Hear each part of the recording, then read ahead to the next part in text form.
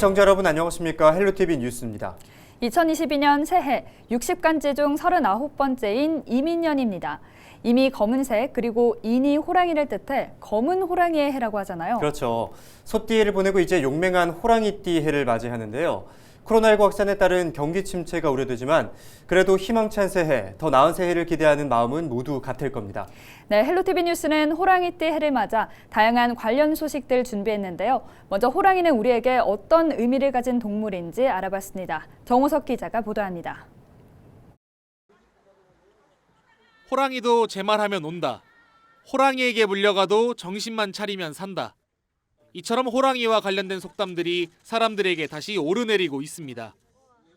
다가올 2022년이 호랑이의 해인 이민년이기 때문입니다. 검은색을 뜻하는 임과 호랑이를 뜻하는 인이 만나 검은 호랑이의 해로 불립니다. 검은 호랑이는 나쁜 것을 물리치고 복을 가져오는 동물로 알려져 있습니다. 뿐만 아니라 호랑이는 예로부터 우리 민족을 상징하는 동물이어서 2022년을 더욱 기대하게 합니다. 호랑이는 언제나 우리 한민족의 정체성을 나타내는 대표적인 동물이었는데요. 호랑이가 가지고 있는 기상과 용맹스러움, 이런 것을 우리의 정체성으로 받아들인 이제 그런 측면이 있죠. 떡 하나 주면 안 잡아먹지 라는 문구가 유명한 전래동화 햇님달님처럼 호랑이는 무서운 존재로 받아들여졌습니다. 아이 울음을 그치게 하기 위해 호랑이가 온다고 말할 정도로 두려운 대상이었습니다. 하지만 호랑이는 인간을 지켜주는 영험함을 가진 존재로도 인식됐습니다. 때문에 호랑이가 삼재를 막아준다는 의미의 호축삼재로 부적이나 문신에 많이 활용되어 왔습니다. 산신도에서는 주로 산신을 보좌하는 영험한 동물로 묘사되기도 했습니다. 또 호랑이는 재밌고 유쾌한 친숙한 이미지도 가지고 있습니다. 까치와 호랑이가 그려진 자코도처럼 미나 속 호랑이는 우스꽝스럽고 재밌는 모습으로 그려졌습니다. 최근에는 이날치 밴드와 라비의 범 내려온다는 가사로 만든 중독성 있는 노래들이 큰 인기를 끌기도 했습니다. 한민족은 호랑이의 이런 세 가지 특성을 내면화해왔기 때문에 이런 민화나 민담에서의 표현들이 많이 있지 않았나 생각합니다. 2022년 새해는 검은 호랑이의 의미처럼 우리를 괴롭혔던 코로나를 이겨내고 일상을 되찾아 기운찬 한 해가 되기를 기대해봅니다. 헬로티비 뉴스 정호석입니다.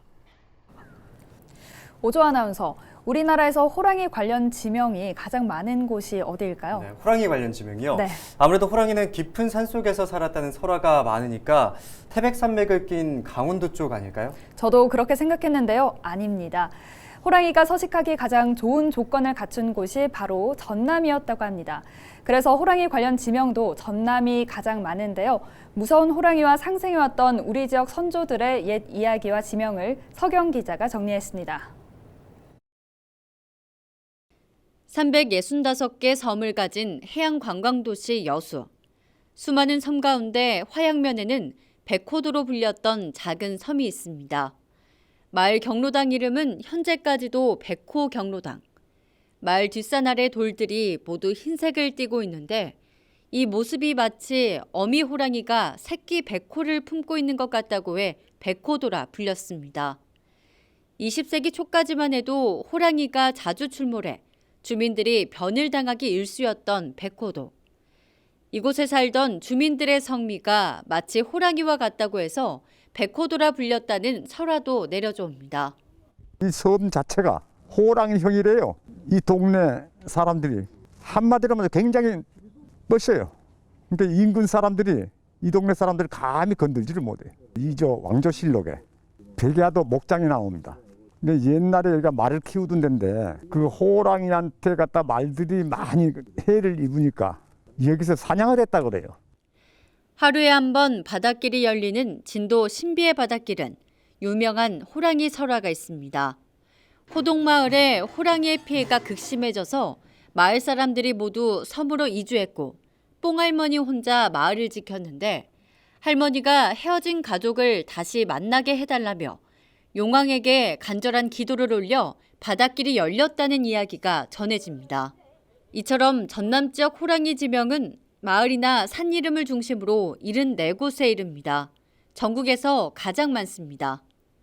산악지대가 많은 데다 겨울에도 온난한 기후로 인해 호랑이가 서식하기에 최적의 조건을 갖춘 전남. 호랑이와 어렵게 상생해온 조상들의 고충과 바람이 지명에 담겼다고 볼 수 있습니다. 일반적으로 지명은 그 지역의 역사성과 정체성이 깃들어 있는 문화유산이라고 할 수 있습니다. 또 호랑이가 우리 지역 주민들의 삶과 밀접하게 연결이 돼 있어서 호랑이가 우리 마을을 지켜주는 수문장 역할을 해주기를 바라는 마음에서 그런 지명들을 우리 선조들이 많이 사용하지 않았나 그렇게 생각하고 있습니다. 잡기를 물리치는 신성한 영물이자 때론 재난을 몰고 오는 난폭한 맹수 또는 은혜를 갚을 줄 아는 의리 있는 동물로 표현되어 온 호랑이. 호랑이가 옛 선조들의 삶과 밀접한 관련을 맺고 있었다는 방증이 지명에도 고스란히 남아 있습니다. 헬로티비 뉴스 서경입니다. 네, 이처럼 우리 지명 곳곳에서 호랑이의 모습을 살펴볼 수 있는데요. 실제 호랑이의 모습은 어떨까요? 국립백두대간 수목원에서 지내고 있는 호랑이를 카메라에 담았습니다. 이하영 기자입니다. 축구장 7개 규모의 호랑이 숲. 낮잠에서 깨어난 호랑이가 어슬렁거리며 산책을 즐깁니다. 사람이 다가와도 꿈쩍도 하지 않습니다. 제가 봤을 때는 호랑이가 굉장히 위험하고 커 보입니다. 제가 생각했던 것보다도 많이 큰 것 같아요. 커다란 몸집에 압도하는 눈빛, 늠름한 기상을 지닌 호랑이의 위용이 고스란히 전해집니다.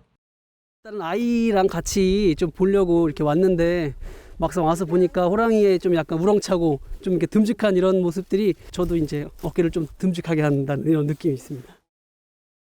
국립백두대간 수목원의 터줏대감인 한청이 올해 16살로 다른 5마리와 함께 숲을 지키고 있습니다. 전체적으로 그 개체별, 그러니까 각 그 아이들별 성격은 좀 다 다른 편이고요. 여기 지금 앞에서 보고 계셨던 그 이제 암컷 한청이 같은 경우는 좀 리더십도 강하고, 그리고 자기가 좀 뭔가 솔선수범해서 이렇게 막 돌아다니고 이런 거를 좀 즐겨하는 편이고요.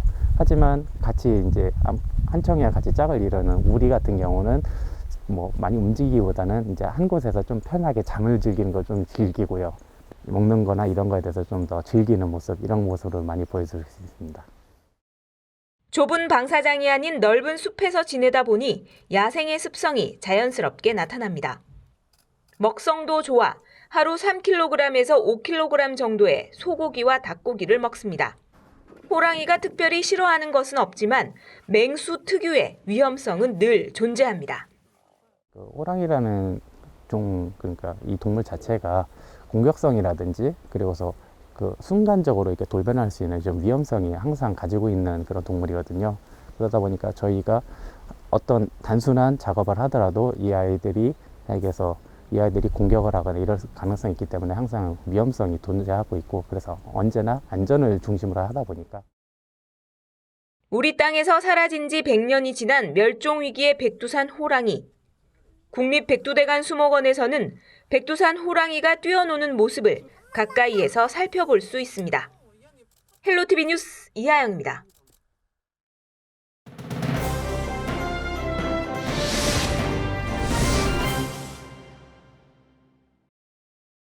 무섭다고 말은 들으면서 살았는데 커가면서는 상징적인 그냥 동물이 된 걸로 같아요. 그냥 좋은 것 같아요. 옛날에는 내가 지금 75인데 부모들이 뭘 혼낼 때는 호랑이가 온다. 호랑이가 온다. 그 개념이에요.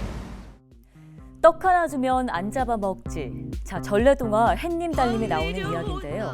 떡 하나만을 애타게 찾던 이 동화 속의 호랑이부터 마늘과 쑥을 먹다가 동굴을 뛰쳐나간 단골 신화의 호랑이, 또 허세와 위선에 가득 찬 양반을 호되게 꾸짖던 조선시대 연암 박지원의 소설 호질의 호랑이까지, 앞서 시민들의 말처럼 또 전래동화나 설화, 벽화 속의 모습처럼 호랑이는 조금은 무섭고 두렵지만 우리에게는 친숙한 동물입니다. 70%가 산지로 이루어진 한반도의 땅은 호랑이의 서식 조건과 맞아 오래전부터 우리 민족과 함께 살아왔습니다. 상당히 익숙한 존재였던 거죠. 하지만 오랜 세월 늘 그랬던 건 아닙니다. 조선시대에는 산을 개간해 농경지를 확대하면서 인간이 호랑이의 영역을 침범하자 호랑이가 사람을 해하는 일이 실제 벌어졌습니다. 그때부터 호랑이로 인한 재앙, 호환 피해가 큰 문제가 됐는데요. 당시 조선은 군사까지 대거 동원해 호랑이를 잡는 적극적인 포호 정책을 펼쳤습니다. 호환을 제거하는 일은 곧 나라의 안정, 체제 유지와 직결되는 문제였기 때문이죠. 호랑이를 잡는 활동, 포호 정책이 이루어지면서 조선시대 한반도에서 호랑이의 개체 수는 많이 감소하긴 했지만 1900년대 초까지도 꽤 많은 수의 호랑이가 서식하고 있었습니다. 하지만 일제강점기에 와서 당시 일본이 사람에게 해를 끼치는 짐승을 잡아 없앤다는 명목으로 해수 구제 사업을 진행했고 결국 우리나라에서 호랑이는 자취를 감추게 됐습니다. 백두대간을 호령하던 한국의 호랑이는 1921년 경북 경주 대덕산 기슭에서 마지막으로 포획된 기록 이후에 사라졌는데요. 현대에 오면서 호랑이는 국제적으로 큰 행사가 열릴 때마다 상징적인 의미로 우리 곁에 다시금 등장했습니다. 서울시에서는 1980년대 호랑이를 시의 캐릭터로 선정하기도 했고요. 지난 2018년 평창 동계올림픽에서는 마스코트 수호랑으로 재탄생했습니다. 호랑이는 또 우리나라 곳곳에 지명으로도 남아있는데요. 지난 2009년 기준 전국의 자연 지명 가운데 10만 509개 가운데 호랑이 관련 지명이 389개로 조사됐습니다. 이 가운데 범바위라는 지명이 전국에서 23곳으로 가장 많았고요. 다음 호암, 호동, 범골, 호암산 등의 순으로 조사됐습니다. 자, 지역별로 보면요. 전남이 74개, 경북이 71개, 그리고 경남이 51개 등으로 집계됐습니다. 내년은 이민년 검은 호랑이입니다. 자, 시청자 여러분 모두 역사 속의 호랑이의 기상처럼 씩씩하게 한 걸음 한 걸음 내디는 한 해가 되기를 바라겠습니다. 지금까지 헬로티비 브리핑이었습니다.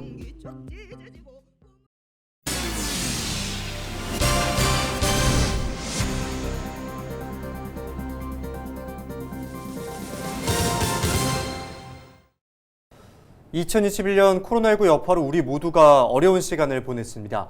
2022년 희망찬 새해를 맞는 시민들의 소망에는 일상을 되찾고 가족의 건강을 기원하는 마음들이 담겨져 있었는데요. 네, 전국에 흩어진 호랑이띠 시민들의 새해 소망과 각오를 들어봤습니다. 보도에 안수민 기자입니다. 이민년 새, 시민들의 바람은 거창한 것이 아닌 코로나19로 잃어버린 평범한 일상을 되찾는 것입니다. 코로나가 빨리 종식되어 제 주변에 아는 지인들을 얼굴 만나 뵙고 맛있는 거 먹고 좋은 얘기 나누고 싶습니다. 행복하세요. 지금 코로나 때문에 공무원들도 그렇고 이제 시민들도 많이 이제 힘든 상황인 걸로 알고 있는데 슬기롭게 잘 이겨내셨으면 좋겠고 내년에는 이제 건강하고 행복한 그런 한 해를 맞이하셨으면 좋겠습니다. 코로나가 물러가서 모든 게 다 해결되고 바깥 활동도 하고 친구들도 만나고 자식들도 만나고 예전의 일상을 되찾고 싶습니다. 코로나에 누구보다 힘겨운 시간을 보내고 있는 소상공인들. 2022년에는 호랑이의 기운으로 어려움을 극복하고 다시 힘차게 도약할 수 있기를 희망합니다. 좀 더 코로나가 완화됐으면 좋겠고 저 같은 경우에 이제 기운을 받으면 내년에 이제 호랑이 기운이다 보니까 기운을 받고 열심히 뛰어다니겠습니다. 소중한 가족의 건강과 안녕을 기원하는 마음은 언제나 변함없는 바람입니다. 집에서는 저희 부모님도 건강하고 저희 아들도 이제 초등학교 들어가거든요. 초등학교 생활 좀 명랑하게 잘 할 수 있었으면 좋겠습니다. 무엇보다 중요한 것은 건강인 것 같습니다. 사랑하는 가족들, 이웃들 모두 아프지 않고 건강한 한 해가 됐으면 좋겠습니다. 2022년 초등학교 6학년이 되는 청소년도 자신의 소망과 다짐을 밝혀봅니다. 내년이 초등학교 마지막 해인 만큼 공부도 더 열심히 하고 친구들과 더 열심히 놀고 운동도 열심히 해서 중학교 갈 준비를 잘하겠습니다. 모두들 호랑이 기운 받으시고 코로나 잘 극복하시길 바라겠습니다. 화이팅! 전통적으로 호랑이는 용맹과 강인함의 상징으로 여겨졌습니다. 2022년 새, 호랑이 같은 용맹함으로 어려움을 극복하고 우리 모두의 소망과 바람이 이루어지기를 기대해 봅니다. 헬로티비 뉴스 안수민입니다. 네, 호랑이띠들의 새해 소망까지 들어봤습니다. 이제 새해 달라지는 것들을 살펴볼 텐데요. 정부가 2022년을 맞아 굵직한 경제 정책들을 내놨다고요? 네, 그렇습니다. 저출산 극복 방안부터 생활과 밀접한 경제 정책들이 담겼다고 합니다. 새해 어떤 것들이 달라지는지 황다인 기자가 정리했습니다. 정부가 갈수록 심각해지는 저출산 문제 해결을 위해 뽑아든 카드는 저출산 극복 5대 패키지입니다. 2022년 경제정책 방향에 담긴 내용으로 가장 큰 핵심은 육아복지 정책을 활성화하겠다는 겁니다. 먼저 내년 1월 이후 태어난 아기들부터 0세에서 1세 영아에게 매달 30만 원씩 영아수당이 지급됩니다.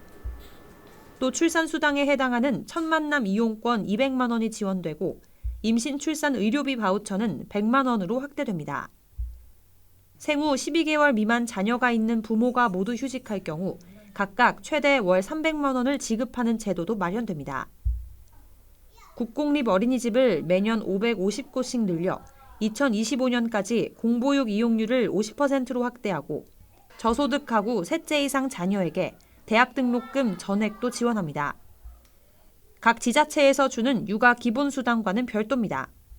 내년에 들어보니까 지원금 같은 거는 조금 더 오른다고 하더라고요. 그래서 당연히 지원금 더 받으면은 보탬이 되니까 더 좋을 거라고 알고 있어요.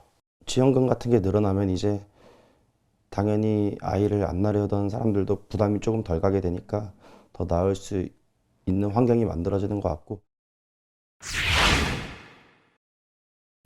새해에는 대출 규제도 강화됩니다. 기존에는 규제 지역에서 6억 원을 초과하는 주택담보대출을 받거나 1억 원이 초과하는 신용대출이 있을 경우 연소득 대비 상환할 수 있는 비율, 즉 DSR의 규제 대상이 됐습니다. 하지만 1월부터는 총 부채가 2억 원이 넘으면 바로 대출 규제가 적용됩니다. 이 경우 모든 대출을 합쳐 매년 갚아야 할 원금과 이자가 연소득의 40%를 넘어선 안 되는 겁니다. 이어 7월부터는 총 대출액이 1억 원만 넘어도 규제를 받게 됩니다.